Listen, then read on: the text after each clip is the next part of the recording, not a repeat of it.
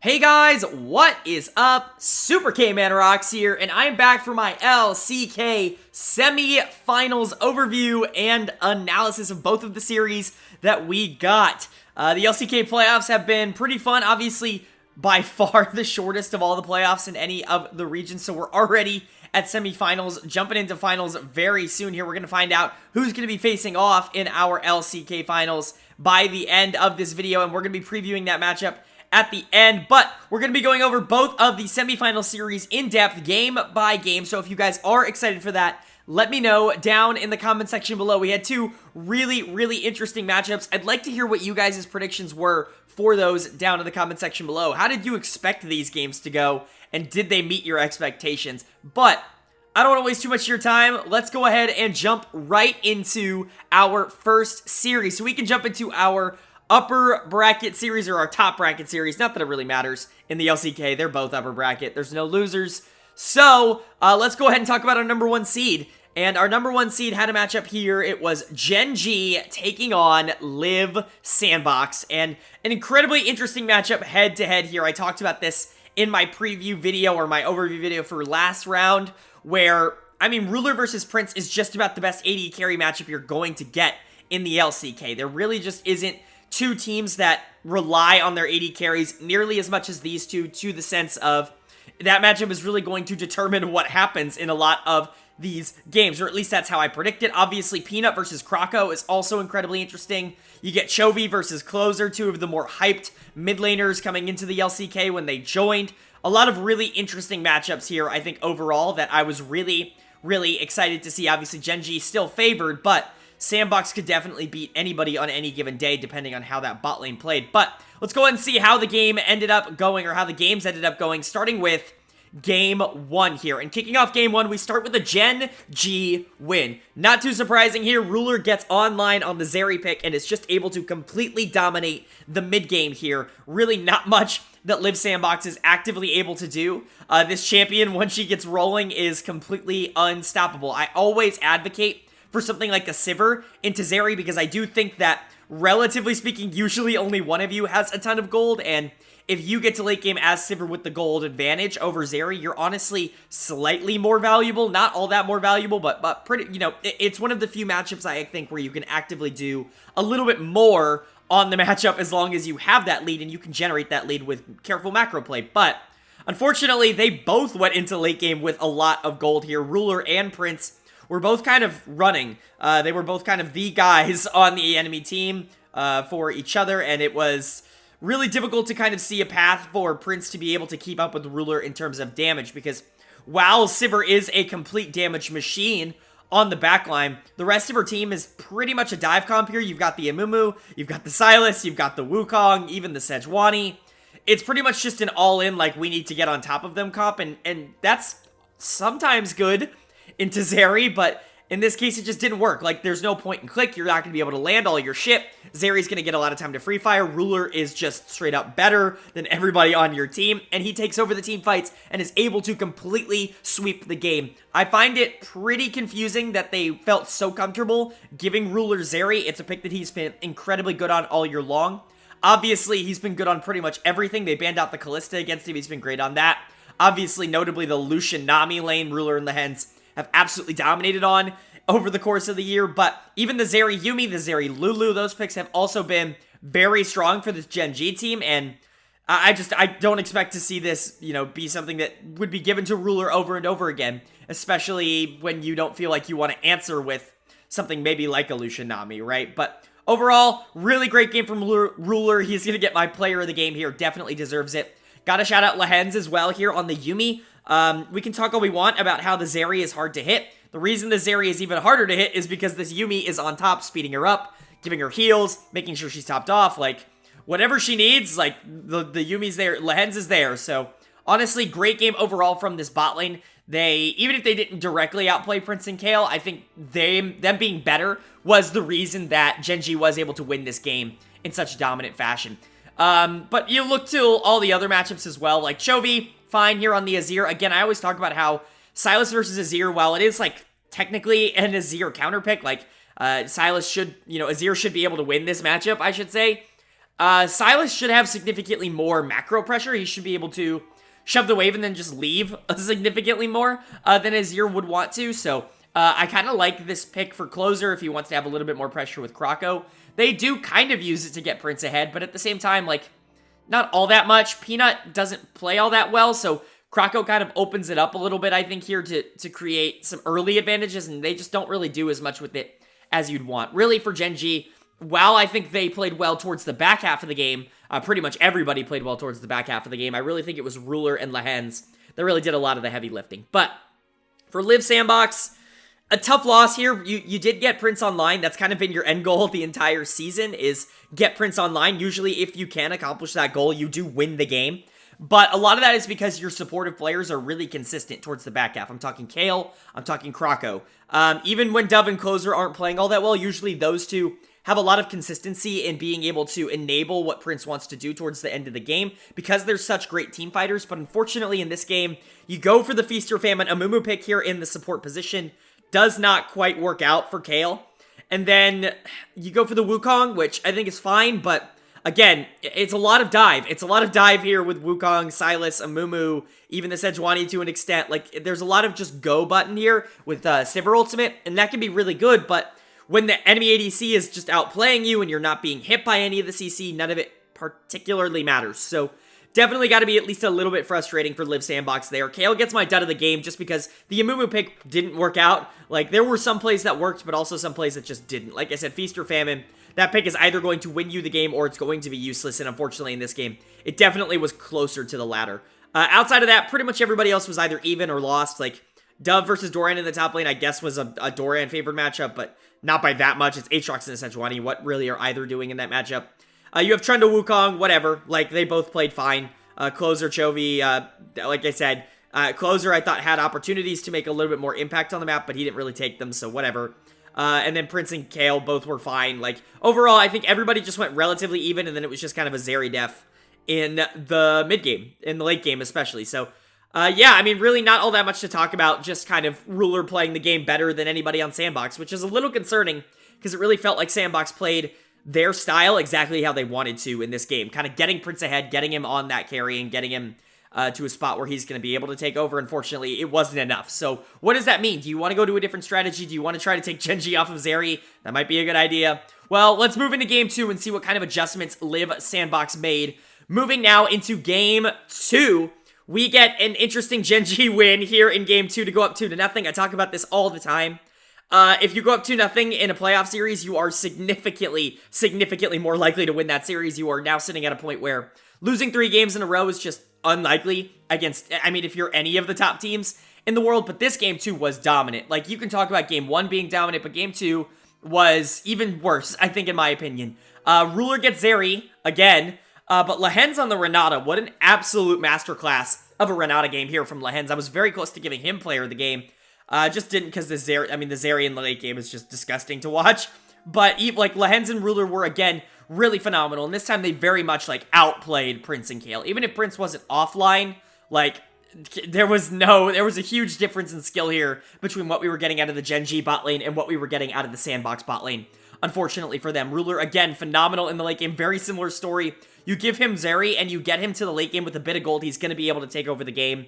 Lehens did a phenomenal job on this Renata to completely shut down what this team wants to do. Again, a pretty heavy dive comp. You've got Nautilus who wants to go in. You've got Renekton who wants to go in. You've got Nyla who wants to go in. And you've just got the Renata ult that completely shuts down all of that. I'm not really sure why you would leave that up if this is the comp that you want to go for. But Lehens pulls that out and is hugely influential in basically stopping everything that SANDBOX wanted to do in this game. Chovy pulls out his Ahri. You know, I mean, I don't need to tell you how good Chovy's Ahri is. We've known how good Chovy's Ahri is. Peanut had a phenomenal game. He was everywhere on the map. Doran did a good job in the top lane of making sure that Dove got obliterated. Overall, just a really good game from Gen.G. Ruler and Lehens were kind of the standouts, the ones that I think really made a lot of noise in this game. But, I mean, shout out to Peanut. He must have killed that Renekton 45 times. So, moving over to SANDBOX. Not a good game 2 here. You go down 0-2, and, you know, we've got to talk about it. You first pick Renekton. Not exactly the most comforting thing in the world.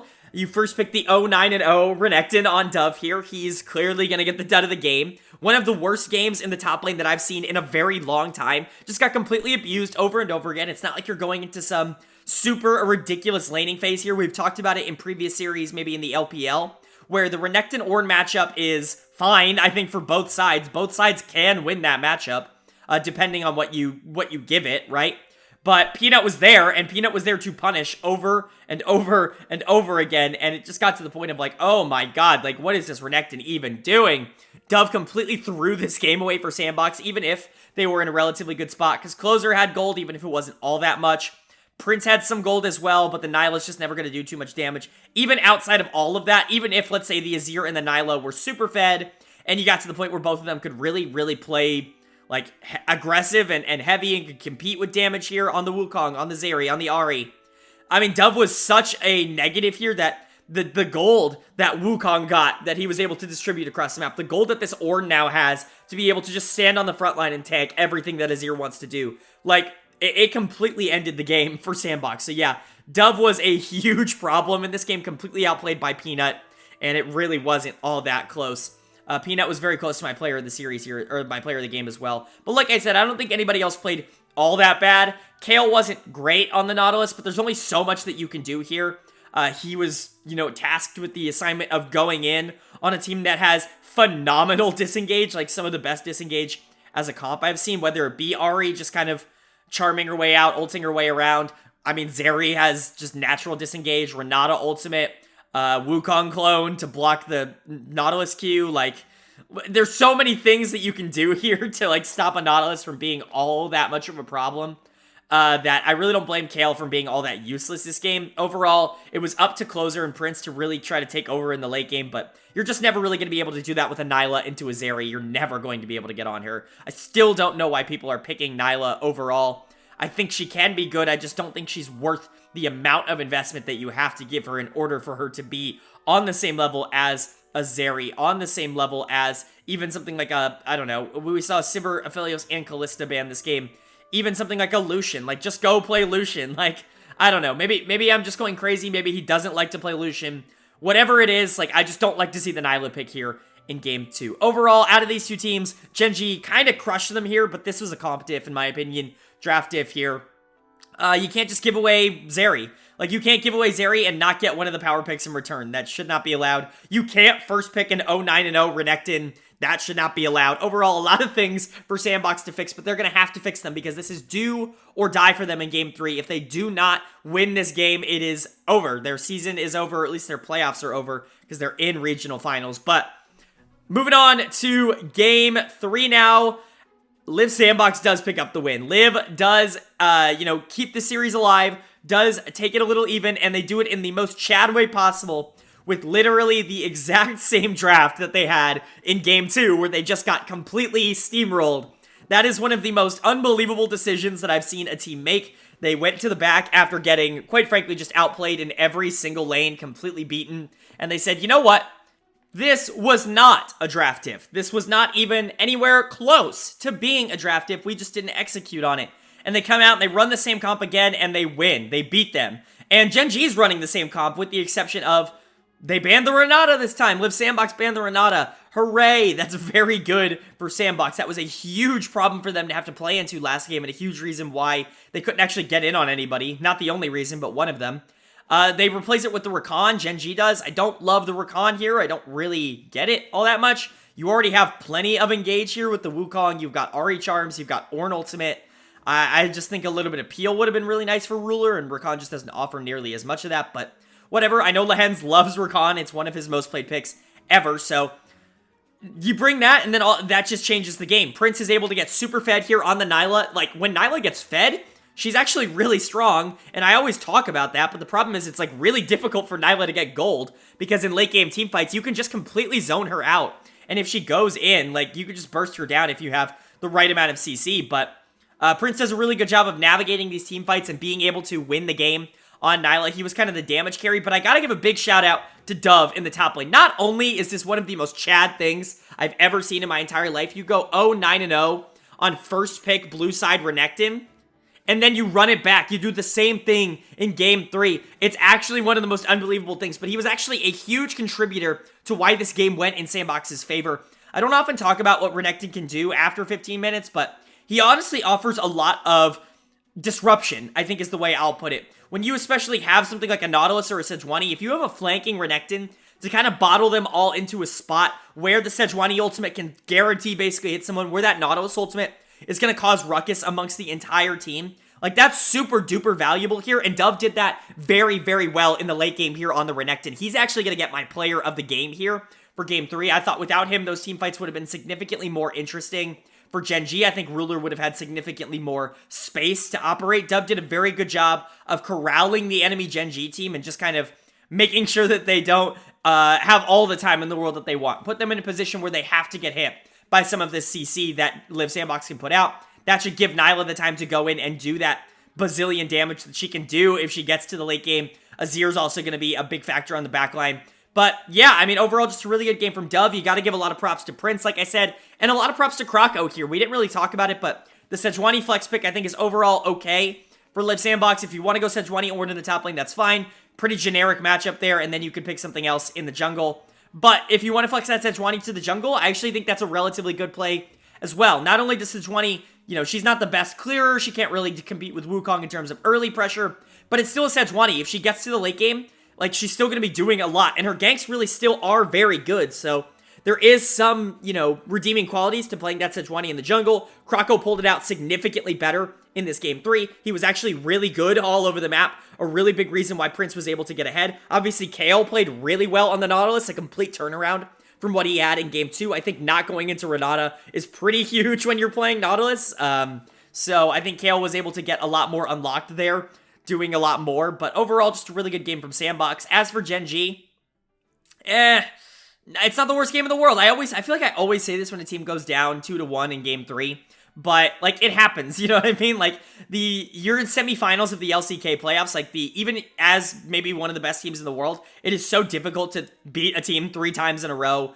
like, just back to back to back, that, obviously, I'm not going to be too scared for Gen.G dropping a game. They didn't even play all that bad in this game. Chovy actually played really well on the Ahri. It kind of ruins his win rate a little bit, but overall, I thought he played really well on the Ahri. I thought Peanut had some moments on the Wukong. Ruler still got a lot of gold on the Zeri. It was just kind of the surrounding factors. It was really the excellent team fighting here by Liiv SANDBOX that was able to kind of put Gen.G in a tough position to be able to win the fights. But honestly, like, this game goes another, 5 minutes, you get one more fight that Gen.G wins here, and all of a sudden the game is completely flipped on its head. Gen.G only had to win probably one more. They got all the dragons of this game, all the, all the neutral objectives, I should say, while Liiv SANDBOX was taking all the towers, and while they were fighting, like, it was just an incredibly interesting dynamic, and I think, given another 5 minutes, Gen.G might have been in control of this game, but overall, I think Liiv did a good job of closing that out. Doran's gonna get my dud of the game just in the top lane here. He just didn't have nearly the same kind of impact that Dove had in this game, in my opinion.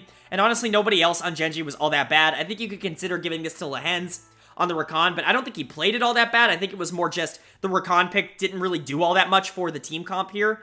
And unfortunately, he just wasn't able to actively participate in all that much. I actually think he made some really nice plays. It just, Rakan just wasn't the pick here. You needed something with a little bit more peel, or, just an enchanter, any of them. So, yeah, I think something like that probably would have been a little bit better in this case. But overall, not the worst loss in the world for Gen.G. They still played relatively well. They still were looking like the better players, if not the better macro team for a majority of it. Trading dragons, 4 towers can be good, but you have to win the team fights, and unfortunately, those went SANDBOX's way. So that was the Game 3 analysis. That brings us to our Game 4. And Game 4, very influential. Obviously, still series point here for Gen.G. If they're able to win a single game from here on out, they're able to win the series. So are they able to do it in Game 4 here?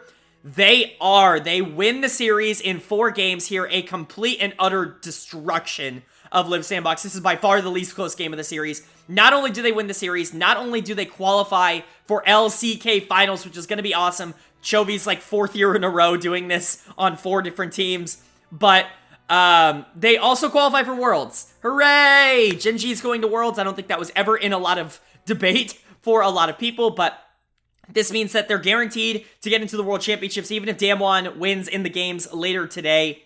Even if T1 wins, like, it doesn't really matter. Even if they lose the finals to either of those teams, they're guaranteed at minimum the number 2 seed. So congratulations to Gen.G, and they do it with a powerhouse of a win. Doran absolutely goes off on the Aatrox pick. I've seen a lot of people criticizing this pick pretty much globally, I think, overall, and Aatrox can really take over team fights. Like, I know we're kind of low on Aatrox because his lane value isn't really all that high, and he's not really the same kind of team fight tank presence that something like an Ornn or a Sejuani or even a Gnar might be able to offer, but I mean, holy crap, like, he can still get those flanks off and he can still do a lot of damage and survive for 800 million years. So Doran really was able to show off Aatrox in this game. He's going to get the player of the game in the top lane here. Just a complete destruction on that Aatrox pick. He gets really far ahead in lane with the help of some peanut ganks, which they were investing in the top lane here, knowing that Dove is kind of the weak player of SANDBOX. And then late game, like, that Aatrox was actually unkillable. Chubby does a phenomenal job doing a billion damage on the Azir. Like I said, Peanut was everywhere. Ruler was not the focus of this game. And Ruler and the Hens, probably for the first time in quite a while, were not like the central focus of a lot of the attention of Gen.G's macro game. But it didn't really matter. Like, Sivir from neutral is still ridiculously strong, and she wasn't from neutral. So Lehen's also playing pretty well here on the UB. Overall, just a pretty complete and utter destruction by Gen.G. And one of the most dominating performances, one of the most, like, good team versus tilted team, is I guess how I'll say it, performances that I've seen in quite a long time. But then you have Liiv SANDBOX on the other side. They just looked mentally checked out at this point. They won the game, and then they started getting some negative plays towards the start of the game. Like, I really don't know what else to say. Like, things weren't going their way at the beginning, and it looked like they just completely mental boomed. There were some plays. Prince finally gets to play Zeri in this series, and he walks up into melee range of the Aatrox and just gets obliterated. Yeah, like, there's really nothing else to say. He walks up into melee range of the Azir as well and just dies. Like, some very weird plays here from Prince where he basically just ran it. He's my dud of the game here. He was not all that good in this one. Closer was a 0 impact. Krako got completely out-jungled by Peanut and had 0 good engages in the game. Like I said, Dove got completely outplayed by Doran.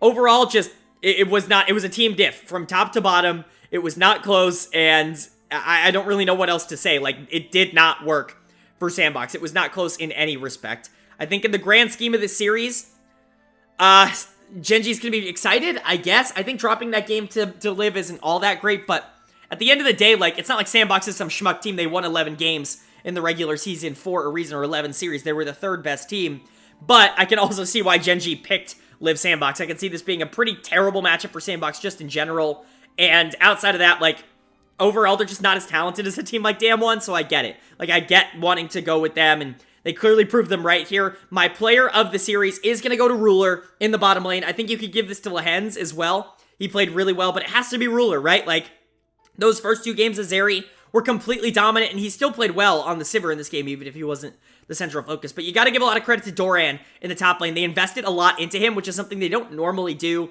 but they wanted to take advantage of that Doran versus Dove matchup, which is super in favor of Gen.G. They thought that was their best chance, and I think I agree. They really did a good job there of making sure that Dove was pretty bad in a couple games of Renekton here, even if he was pretty good in one of them. So overall, a really good series from Gen.G, really good from Ruler. As for SANDBOX, playoffs are done. Their season is not done. They still have a chance to make Worlds going through the regional finals. Obviously, they're going to be one of the favorites to actually make it out of that bracket. Hopefully, they can rebound from this. Obviously, their series over DRX was pretty good and definitely something that I think a lot of players or a lot of people were excited to see, and it was a little relieving to see them be able to so cleanly be able to beat DRX. But overall, they just got completely outclassed by Gen.G. I really think this establishes that there is a clear top 2 in the region of Gen.G and T1.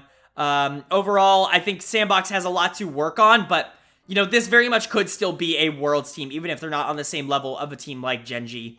But good for Gen.G. They've made it into finals. It is time now to go over to the other series here of the semifinals and see what other team is going to be joining them.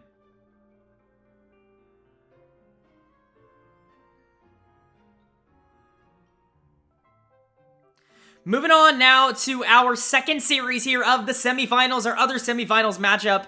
The number 2 seed versus the number 4 seed. We had T1 versus DAMWON Kia. A pretty classic matchup over the past few years here in the LCK, but this time in the semifinals, Whew, an interesting one here. I think a lot of people are really underestimating DAMWON going into this. Not to say that I think it'll be DAMWON favored in any means. I certainly think T1 should be able to handle this DAMWON team in terms of outlook, but I think overall DAMWON's just been underrated over the course of the year. A lot of people are talking about how it's absurd that Gen.G chose Liiv SANDBOX over DAMWON.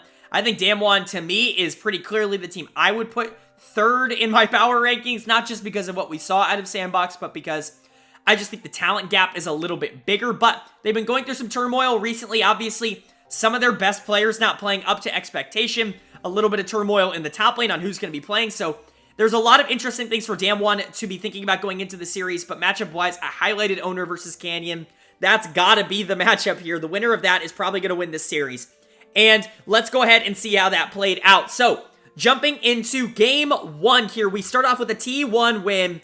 No upsets to start off the series. T1 takes a pretty commanding Game 1 win here in 25 minutes. Not all that close, mostly off the back of Owner just playing super duper well in the early game. Like I said, jungle pressure in this series is incredibly important. Both of these teams really feed off of their junglers in ways that I don't think a lot of others in the region do. So Owner has a lot of onus on him to have to make plays around the map here for his laners.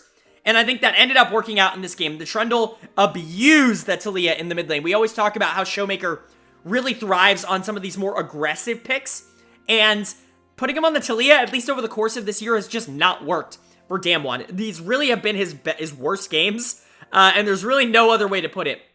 We can talk about him later, but Owner did a great job of capitalizing on Showmaker's mistakes here, making sure that Faker on the Azir was able to get a lot of gold. This is a pick they really haven't gone to all that often, at least recently here. Something I thought they would want to go to a little bit more in playoffs. I talked about that. A lot more passive playstyle from Faker in the regular season towards the back half. He was really starting to get to more of his comfort picks. I expect to see a lot more of those in playoffs. He pulls out the Azir, obviously, here. He does really well into lane on it. He pairs up with Owner really well. He's able to get him a lead. He's able to get Guma a lead in the bottom lane, even if it's kind of a small one, and they're just able to snowball that out of control. You get to the point in the late game where you have a fed Azir and a fed Sivir with a Yuumi backing it, and you've got Trundle or in front line. Not really a lot you can do here. Really just a good season, I was gonna say good series overall from T1, but it's just game 1. A good game overall from T1. Owner's gonna get the player of the game because he controlled the entire map, but big shout out to Faker for actively winning that mid lane matchup, even if it was with a bit of assistance. Guma and Keria had Dektum and Kellen's number the entire game. The Yasuo Senna can work. We've actually seen it work for both of these teams in the regular season, but you do have to get ahead. Like, this is something that's got to win, at least at relatively early, like before 15 to 20 minutes. You don't want to go even with Sivir until 20 minutes and then just hope that you have enough damage to bite through that. You're not going to be able to. So, unfortunately for Dektum, not to that point. For DAMWON, yikes in the mid lane. Like I said, Showmaker, not very good on the Taliyah. At least he hasn't been recently. I definitely think it's a pick that he can get better at, and especially if it's going to be super relevant for Worlds, you're going to have to get better at that. But overall, not that bad outside of this. I really don't think like the score is that indicative of like the gameplay. While Showmaker got clapped in the mid lane, a lot of it was due to constant pressure from jungle and really not the ability, like Taliyah never got to play her game. She never got to shove and roam at all in this game, and I think that really impacted her ability to actively play the map. I want to see Showmaker on something a little bit more lane aggressive here from here on out. Obviously, maybe the Ahri, like you Bandit. If you're on blue side, I'd love to see that as potentially a first pick. I'm really not all that worried about Faker's Lissandra, and I think you could really do something into that. Maybe take Faker off of the highlight picks if you get the Ahri. I think that could be a good thing here overall, but outside of that, I don't actually think anybody here played all that bad. Bertle is still in the top lane, I should note, instead of Nuguri. I guess that's probably just going to be for the rest of playoffs. I don't know if he's going to stay that way for regionals, but Bertle is playing in the top lane. He's played in the top lane all playoffs long. He's on the Renekton here, just not all that relevant into Zeus. It's Ornn Renekton. I always say this, it's a really boring matchup unless you get jungle attention, and it was a boring matchup. Congrats. Renekton tried to do some stuff in the late game, but not all that relevant. Canyon on the Wukong just got out-jungled by Owner. He wasn't all that bad. He didn't make a ton of mistakes, but Owner pretty much ended the game in the mid lane, so you probably want a little bit more out of Canyon than that. And like I said, Dektum and Kellen, if you're going to play this lane, you got to play it significantly more aggressive. Not a lot of times actively trying to contest Guma and Keria, and I think that was a little bit of their downfall. But looking at how these two teams can kind of move into the future, like I said, for DAMWON, I want to see more aggressive picks coming out in the mid lane, maybe something more passive in the bot lane to counteract. If you want to go the Yasuo Senna, I definitely don't know. Like, Taliyah's probably the right call, but at the same time, I just don't know if that's maximizing the talent you have at your disposal. For T1, this is the kind of draft I was really looking for. Something where Owner can kind of take over the map, be a lot more proactive, put Zeus on either a carry or a tank in the top lane. He does whatever he wants, and he's going to be fine. He's going to be able to outplay Bertle. And then put Faker on something more aggressive. Get Guma on something scaling, and have carry just kind of support it all. Really like this draft from T1. Let's see if they can carry it in here now to Game 2. And Game 2 is also a T1 win.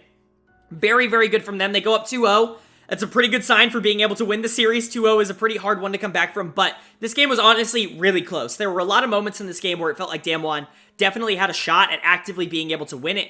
In the end, Faker Sylas comes out, and we get some pretty awesome plays here. I really like the Sylas into LeBlanc matchup. I think for the most part, it's a skill matchup, but, you know, I think Sylas is a little bit more versatile in what he's able to do. LeBlanc is really just damage, whereas I think Sylas can really help your team in a lot of different ways and is typically a little bit more proactive in terms of the laning phase, which I like. Now, a lot of the gold, unfortunately, for T1 early game went on to the Kalista. Now, that can be a good thing. I always talk about how I like Kalista significantly more than some other quote-unquote early game AD carries because Kalista scales in a very unique way where she still is going to do a ton of damage in the late game. She's just not going to be this, like, she's not going to be Sivir, she's not going to be Zeri, right? So if you want an early game AD carry, I definitely understand wanting that to be a Kalista, especially if you yourself ban out the Lucian. But Kalista Amumu is a very risky lane, and especially risky into something like Draven Braum. Now, it works in this game because Amumu into Draven is pretty good as long as the Braum isn't too much of a problem because you can pretty much choreograph where you need to queue in laning phase, and Kalista definitely has the damage to be able to trade with Draven, one of the few champions to actively be able to do that, especially with Amumu in the bottom lane, giving her all the time she needs. But a lot of the gold went to Guma, and then it got a little questionable towards the latter half of the game. Guma was doing well, but at the end of the day, like, you're going to need more than just the Kalista and the Amumu in order to be able to beat a team comp with LeBlanc, with Poppy, with Renekton. Like, there's a lot of tools and pieces here. Even Draven, while he was behind, did have some gold. So the Sylas coming out from Faker here in the later half of the game was huge for T1. Faker's going to get my player of the game. If he's not there, they don't win it. And that's just straight up. You can talk about Guma being incredibly important to this game. You can talk about Keria being incredibly important to this game. If Faker is not on the Sylas and is not on something impactful enough to be able to have a big impact in these late game fights, I just don't know if T1 wins. So Faker's going to get the player of the game. Outside of that, T1 was fine. Again, the top lane matchup went in favor of T1, but really wasn't all that. Like, Zeus did a good job of playing into Bertle, but Gnar should be able to play into Renekton, quite frankly. And then, honestly, Owner kind of lost. Like, he was, not going to flame him too hard, but, Canyon was a little bit better, I think, here in Game 2. As for DAMWON, really, they wanted to try and form something off of the back of Dekdam's Draven, and I get it, you want to invest in that, but if you're going to do that, you're going to want a lot more of an early game aggressive jungler. You had the Trundle banned out against you, and you had the Wukong taken. That's a couple of strikes already. I get wanting to go to the Poppy as kind of your third choice jungler there, but they just don't have nearly the same kind of pressure. I would have wanted to early pick something like a Trundle. I think that really would have been, positive for this team. I think you would have put yourself in a much better spot here. Overall, you would have given yourself a lot more options. But Canyon did what he could on the Poppy. He played the game really well, and obviously Poppy's really good into things like Gnar, into things like Wukong, into things like Sylas. So overall, and even like a Kalista, right? Like, Poppy does a lot of interesting things, and very much the idea was probably to get Draven ahead. Once that plan became null and void, because the Kalista Amumu was just not going to be a lane that lost in that matchup, they really wanted to get Showmaker some gold. They wanted to make Showmaker this big nuisance around the map that was going to be able to blow up the Kalista in the late game. They kind of got there, but unfortunately for them, Faker also got quite a bit of gold in the process, and so it just became this matchup of, even if LeBlanc could blow up the Kalista, you still had to deal with the Sylas and the Amumu and the Wukong and the Gnar and all this stuff, and it was never going to happen. It was close from DAMWON, but overall just not enough, barely. But overall, this game was definitely more close than Game 1 was. DAMWON definitely showed some good things. They're down 2-0, which obviously is a little bit of a death sentence in terms of playoff series, but it's not over till it's over. Nothing is over till it's over. T1 did a great job of capitalizing in the late game, even if they didn't have the perfect tools to do so. And DAMWON just has to figure out their early game a little bit more, and I think they're in a good spot. So can they do that here in Game 3? Can DAMWON bounce back in Game 3 like everybody else has after going down 2-0 in the playoffs? They can. They do continue the trend of being able to win Game 3 after down 2-0. And they did exactly what I said. Even if it wasn't quite as seamless, they go back to the Draven Braum here. They're comfortable playing that into the Kalista Amumu, which I understand. I do think that matchup can go positively for DAMWON, and we absolutely saw that here. They picked the Morgana in the jungle, a pick that I'm honestly a huge fan of. It's not the early game focused jungler that I think I would have quote-unquote wanted, but at the same time, I think Morgana offers you so much, especially into Amumu, because that Black Shield is huge for Amumu Qs, because if he can't go in, like, that's a huge problem for Amumu. If he's not hitting the Q and being able to get into the middle of your team fight, he's not in a position to ultimate, so that can really be a problem towards the late game. You also draft a ridiculously bulky team with that Black Shield. You draft the Renekton in the top lane. While I don't love it, you know, it's fine. Also, Nuguri's back in here for Game 3. Definitely something worth noting. Nuguri played in Game 3 here. Showmaker on the Swain, one of the most, like, survivable and late-game focused mid lane picks that you can possibly go for in the meta right now. And then Kellen plays the Protective Braum. I actually really like this comp as a whole. It gives Dectum the time he needs to actively take over the game.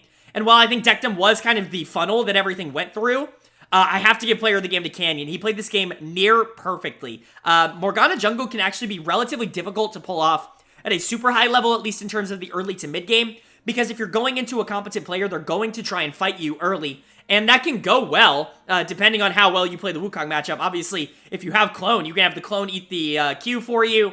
You can go in and do a lot of damage. She doesn't really have any ways to trade with you after the root is on cooldown, so a lot of interesting things you could possibly do there as owner. Doesn't end up taking a lot of them. Canyon plays it really smart, is able to get a lot of his lane advantages ahead here. Really well-timed ganks in the bottom lane to make sure that Draven gets gold, and then once Draven's online, you're just going to let him snowball out of control. Kalista is never going to be able to catch up to Draven. That's kind of the benefit of this Draven matchup, right? So we talk about how Amumu Kalista can kind of punish the more telegraphed nature of what Draven wants to do, but if Draven does get that lead, there's actually nothing Kalista can really do to stop that snowball. And so once Dectum got online, it was really just out of control from there. Like I said, Showmaker on the late game focused Swain pick here really helped a lot as well. He could just kind of stand in the middle, be doing a consistent amount of damage, and really out drain tank the Aatrox towards the back half of this game. There wasn't a lot of really good targets for Faker to actually ultimate, so he really wasn't all that useful this game. And then Nuguri in the top lane on the Renekton, kind of a boring laning phase. Still kind of lost it to Zeus. Pretty much everybody loses top lane to Zeus, and honestly, Zeus played this game by far the best of anybody on T1, but at the end of the day, there was just too much shielding, too much health on the side of DAMWON Gaming to be able to break through, and they just didn't have the damage. I mean, look at the comp from T1. It's significantly too low damage to be going into a team this tanky, so DAMWON was able to take those late game team fights, and they were able to scale the game out of control. But yeah, Canyon played it nearly perfection, like a nearly perfect game here on Morgana. Pretty phenomenal. And then Dectum did a great job here on the Draven, being able, being the one that they want to funnel that gold through. Kellen did a great job projecting him too. Showmaker, Nuguri, pretty much everybody on DAMWON played well here. As for T1, like I said, Zeus played well. Nobody else really kept up their end of the bargain, though. Faker here on the Lissandra, unfortunately, was just never going to have the proactive nature that you absolutely needed. You're going to want to bring out the Lissandra here in order to stop that Draven from being a complete problem. But outside of that, the Lissandra really doesn't hold all that much value on this team. Like, super low damage, never really going to be able to do anything with Swain. Like, that is a super boring, passive, neutral lane where neither are really all that macro inclined. Obviously, Lissandra has significantly more potential in that regard, but didn't really matter because Dectum and Kellen got super far ahead in the bottom lane here on the Draven, so what's Lissandra going to go do? Go down bot lane and give Draven a triple kill? Like, no, and you're also going to get outscaled in terms of damage by the Swain and in terms of utility, so it just really did not work out here. Like I said, putting Faker on Lissandra is honestly a pretty good idea. It means he's off of a lot of these damage champions, which I think overall is a good thing for DAMWON. And then, like I said, Guma and Keria just got outplayed here. Keria is going to get my dud of the game here. The Amumu pick, it can work. It can also not work. Unfortunately, going into Morgana, I should say, Amumu is basically useless. If you throw Black Shield on somebody that Amumu's trying to Q, he no longer goes in. Like, that's a problem. And if he doesn't go in, no ultimate, and no utility, no nothing else coming out from T1. So, can be a really huge counter pick there, the Morgana. It's something that we've been very familiar with in solo queue for quite a while, but overall, just not a good game overall from Keria. Not entirely his fault in the same way that it's not entirely Faker's fault, but just DAMWON outdrafted him. There's really no other way to put it. Zeus, like I said, did play well, but it wasn't enough to be able to carry the team. Outlook-wise, very good win for DAMWON. Pretty confidence building, but we've seen a couple teams be able to take game threes, and it's not really mattered in the grand scheme of things, so we'll see if T1 just kind of let their guard down here, or if DAMWON is going to be able to bring this game to this series to a game 5. We move now into game 4, and game 4 is another DAMWON win. A huge win for DAMWON to actually tie up the series at 2 apiece. Pretty crazy here, honestly. We haven't actually seen a reverse sweep yet in the playoffs. DAMWON is coming as close as they possibly can here. A great game from Canyon. I talked about this in my key matchup. If Canyon can really step up for DAMWON and really show that, like, hey, owner hasn't surpassed me just yet, DAMWON can actually be a really big problem in this series. And honestly, they're turning into that. Bertle comes back in here in Game 4, which I don't really understand, but sure, whatever you want to do, it doesn't really matter. Canyon plays phenomenal on the Wukong. He gets the Wukong pick, gets to play it into Vi. I think this is super Wukong favored as a matchup. You pick the Vi in order to be able to target the Zeri later in the game with that point-and-click ultimate, but in the early game, this is all Wukong all the time, and Canyon really takes advantage of it. Not only does he get Dectum a ton of gold, and he really punishes that Nyla pick in the bottom lane, but with the Sejuani flex down there as well, obviously with the Camille going top lane, you're actually in a pretty safe lane to be able to do whatever you want if you want to send resources down there. So Dectum and Kellen get really far ahead in this game. Again, super huge to get your bot lane ahead, especially if it's on something like Zeri, and especially if it's into Nyla, because Nyla from behind is, quite frankly, useless. And then Showmaker also does a great job. We've been talking about how Showmaker's kind of been up and down on these more passive picks like the Taliyah. We'll put him on something like a Sylas, and he's kind of, you know, the Showmaker of old. Like, maybe not quite as good, but pretty damn close. Like, he was really, really solid this game. Was genuinely better than Faker for a majority of it. Canyon was significantly better than Owner. And like I said, Dectum and Kellen were just super far ahead of Guma and Keria. Even if Bertle wasn't all that perfect in the top lane, which honestly, this was probably the best top lane game that DAMWON got so far in the series, because Zeus has kind of been a huge problem for them, but they've just kind of ignored him, which I think overall was the right thing to do. Like, what really is like a Fed, you know, Aatrox gonna do if you have a Fed AD carry? So at the end of the day, like, I get it, but at the same time, you know, it's good to see DAMWON actively be able to hold their own here in the top lane. Bertle taking the challenge here, taking the skill matchup. You've got the Camille in the top lane for Zeus. You challenge with the Yone, and it really does work out for Bertle, so congratulations to him there. But yeah, player of the game has to go to Canyon. This Wukong was absolutely everywhere, and it completely dominated the map. Like I said, if one jungler is just able to create significantly more plays than the other, that team is probably going to win. And that is very possibly going to be DAMWON. A very good game 4 here from Canyon and from DAMWON as a whole. As for T1, a rough loss here. You're in dangerous territory. You're starting to get worried. Owner did not play well at all in this game here on the Vi. Really just got out-jungled by Canyon. I was very close to giving him my dud of the game here just because he got pretty much completely out-jungled, but at the same time, like, Guma had no impact here on the Nyla. It's not even entirely his fault. Like I always say, that pick from behind is just giga useless, especially into Zeri. Like, I can't imagine a worse possible matchup to play if you don't have the gold.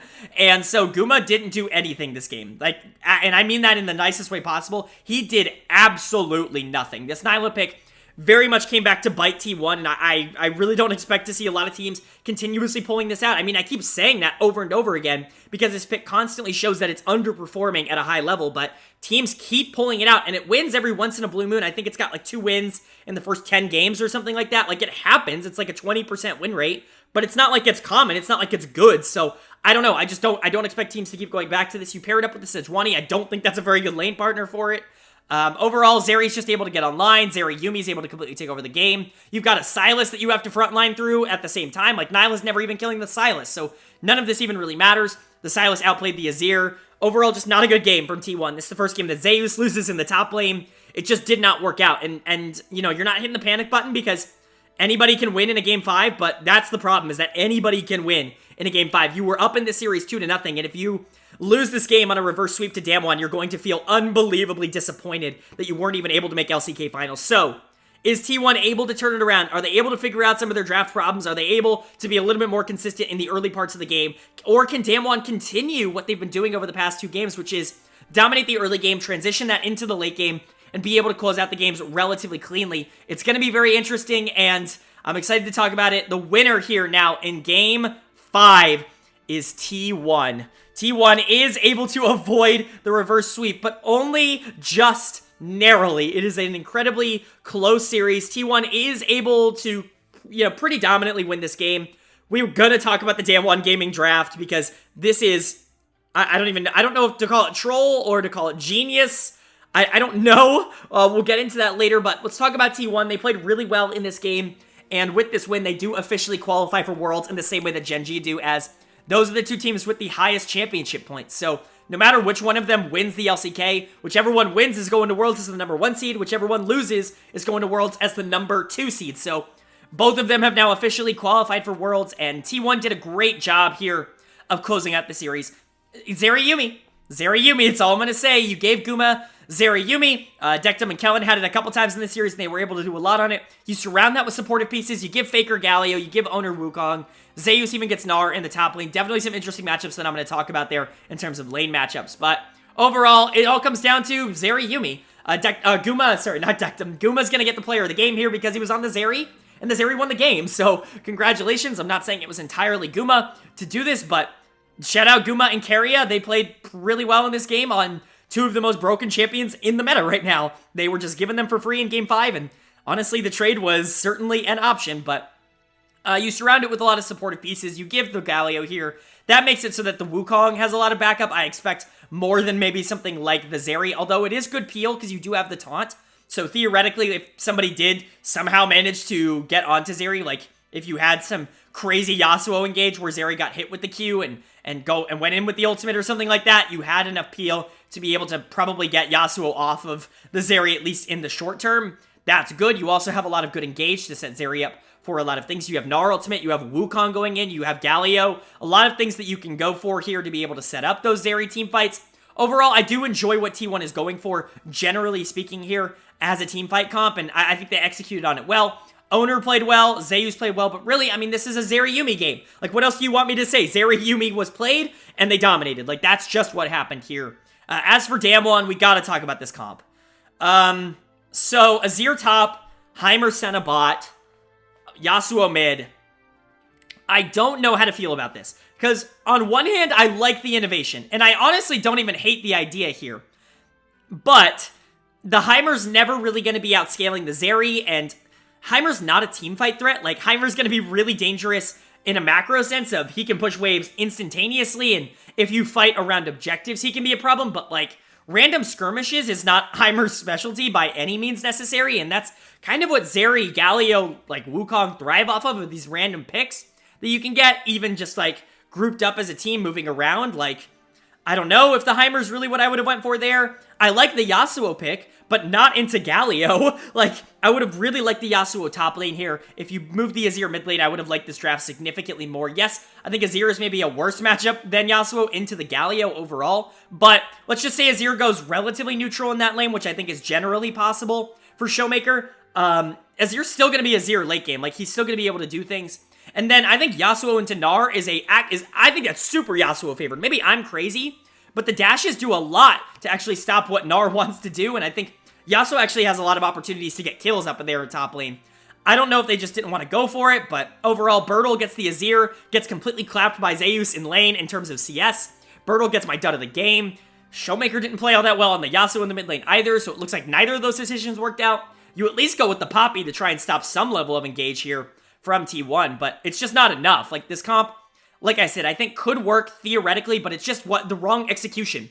I think Yasuo is in the wrong lane, and I think Heimerdinger is just not something I would go for into Zeri. I really don't see how that's like, I get it. You want to try and get a huge lane lead against Zeri to try to get ahead, but even if you do, it's not like Zeri's going to be that far behind. You don't actually have any kill pressure in that lane, quite frankly, and I just don't get it. I don't get it. I don't really get it. DAMWON basically throws away Game 5 here. They certainly felt like they had something probably from scrims, and it just did not work out on the stage in the pivotal Game 5. I'm shocked that they went to this in the pivotal Game 5, but what does this mean overall? Well, DAMWON's now out of playoffs. Again, they're still going to be in the regional finals. They are very likely the third best team in the LCK. They should be one of the favorites to win the regional finals, to go to Worlds as the LCK 3 seed. Remember, whoever wins regional finals gets to skip play-ins, so there is at least some incentive to try in the regional finals, but overall, I don't know what's going to happen with Bertle and Nuguri. I think Showmaker definitely still has a lot to prove, but I think Canyon's definitely going to be underrated. He was actually really good in this series. They are not even remotely close to winning this series without Canyon. His games in games 3 and 4 were genuinely phenomenal, and he really put that T1 team on his back and did a lot to make sure that they were in a good, the DAMWON team on his back, I should say, really did a lot to make sure they were in a good position. I think Dectum and Kellen have also been really good over the course of the playoffs, but again, Heimer Senna in the final game, maybe not the one I would go towards. I think there were a lot of good building blocks for DAMWON here, enough so that I would say that if as long as they fix up the edges, they should probably be the best team in regional finals. But for T1, you've now qualified for Worlds. You're in the LCK final, and that means a very exciting matchup with arch rivals Gen.G. We're going to get into that, but congratulations on this T1 team for winning the series. Player of the series is actually kind of hard because I don't think anybody was all that good for the entire series. I think you could say someone like Zeus was even good in their losses, but someone like Owner I thought was super impactful in their wins. And so Owner's going to get my player of the series here. Even if he was kind of bad in some of their losses, at least in their wins, he felt like he was a big reason why they won. So for me, Owner's going to get the player of the series, but I do think it's a little up for debate. You could give this to Faker. I think you could give this to Keria. A couple of different options here. Even Zeus, like I said, but overall, just a really, really good series from T1, and they've got to be excited. Now we get the dream matchup here in the finals.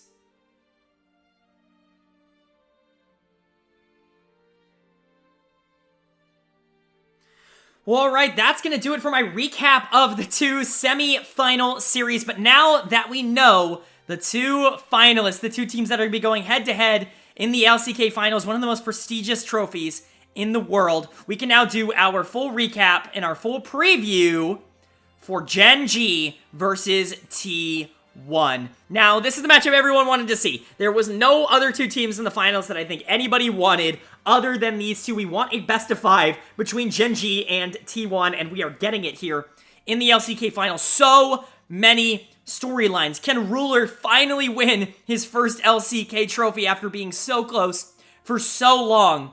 Can the former Griffin players oust T1 here in Chovy and Lehens? Can they oust T1, the consistent giants of the LPL? Can Peanut beat his former team? Are the young guns just as good as the old ones for T1 in Zeus, Owner, Guma? Can they hold up to the record that previous T1 teams have established? There are so many fun storylines here that are exciting. These two teams traded wins in the regular season. Gen.G did win the season series, I guess 3-2, because they did take one game, while T1, they took one game in their loss, they went to 3, whereas T1 only went to 2 in their loss. So definitely maybe an advantage there, but at the end of the day, it's Gen.G T1. Like, we know what we're getting into. It's the two most talented teams in the region, two of the best teams in the entire world, getting to play a best of 5 for the LCK title. I'm incredibly excited. Let's go ahead and talk about how these matchups may shake out. Well, obviously, both of these teams, I think, love to play through their junglers, whether it be Peanut, whether it be Owner. I think both of the teams like to enable a lot of what they do through the jungle. Now, that's not to say that the jungle is exactly the carry, quote-unquote, for the team. In fact, neither of the junglers, I think, are the carries for the team. Whether that be Ruler, whether that be Zeus, I think for the opposing teams, they like to play through the jungle, but they like to facilitate in that same way. I think something like a Poppy, something like a Wukong, those are going to be very, very contested picks throughout the course of this series, in my opinion. I think there's going to be a lot of interesting things there. I definitely think Peanut, Owner, arguably the two best junglers in the LCK. I think it's going to be very interesting to see how those two work out. But then you have the two carries, right? You've got Ruler taking on Guma, which you would have to favor Ruler, right? But you also have Zeus taking on Doran, and this is one of the few matchups where I think Zeus should absolutely destroy. I think this is, it's going to be very interesting. Can Ruler and Lehens get ahead enough in the bot lane to maybe counteract some really tanky, really strong, maybe split push style carries, fingers crossed, coming out from Zeus in the top lane, even if it's a Fiora. But maybe it could also be a Gangplank. Maybe it could be a Gwen. Like, there's so many things that Zeus could go to be a problem in this series, and there are obviously a lot of things that Ruler could go to be a problem in this series. Lehens versus Keria, you're not going to find a better support matchup basically anywhere in the world. I'm kind of dragging on, but like, the 1v1s in these lanes are just so ridiculous. Like, Doran versus Zeus, Peanut versus Owner, Ruler versus Guma, Lehens versus Keria. These are some of the more fun matchups that we're going to be getting all throughout playoffs. You'll notice I'm avoiding one matchup in particular, and that's because that's my key matchup of the series. My key matchup of the series is, of course, Chovy versus Faker. This is the storyline. This has to be the storyline. Faker, the god of League of Legends, the king of LCK and T1. Can he maintain his crown, or can Chovy finally dethrone him? Can the prodigy, the chosen one, finally achieve his dream of winning the LCK title and beating Faker in a best of 5? We have to remember, Chovy's 0-6 against Faker in best of 5s in his career. If Chovy can finally do it on the biggest stage here, the LCK finals, that's going to be absolutely huge for him. And honestly, Chovy's been a better player all year long. There's really no debate by that. Even just looking at the stats. Number 1 in gold difference of 15. Number 1 in damage per minute. Number 1 in KDA. Like, he's been the guy. Even if he's not the guy for Gen.G, like, he doesn't have to be, right? You have Ruler, you've got Peanut, right? You've got Doran, who's able to carry. Chovy is just the guy in the mid lane, right? There's nobody who consistently is able to beat him, but he has also never consistently been able to beat Faker, and Faker is really stepping up at just the right time. We talked about it throughout the season. Faker has been kind of coasting a little bit on some of these more passive picks. That's why some of these numbers are a little bit lower than maybe you'd expect from the GOAT himself, but he's really been picking it up recently. He's been playing the Azir, he's been playing the Sylas, he's been playing the Ahri, going to those more aggressive picks. I want to see these two duke it out. This is the storyline. If Chovy can finally overcome Faker, or will Faker maintain that stranglehold on his crown? I'm incredibly excited for this series. I think it's going to be one of the most fun series to watch all year long, including Worlds. This is easily the series I'm probably going to be most hyped for before Worlds. I'm so excited to watch it, and I can't wait for it to kick off.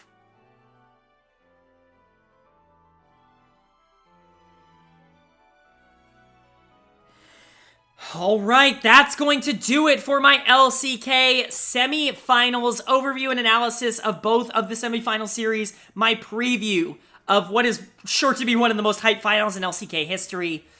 Guys, I really hope you are enjoying the video. Let me know down in the comment section below who you think has the edge. Obviously, my prediction in my bracket overview went to T1. I definitely think it's going to be close. I really hope for 5 games either way. But if Gen.G wins in 3, I wouldn't be surprised. If T1 wins in 4, I wouldn't be surprised. Like, whatever, right? Like, I want 5 games out of these two, but either could take it.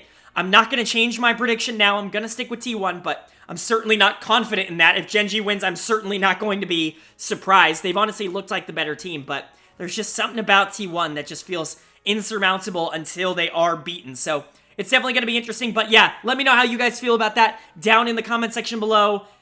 And leave a like, hit the subscribe button if you want to see more content like this. I'm going to be putting out playoff content for all the major regions. You guys already know that. I've done it for the LPL. I'm doing it for the LCK. LCS and LEC are coming soon, so be excited for that. But yeah, I really do hope you guys enjoyed. With all that being said, I hope you all are having a great day. I hope you continue to have a great day. And I will see you all later.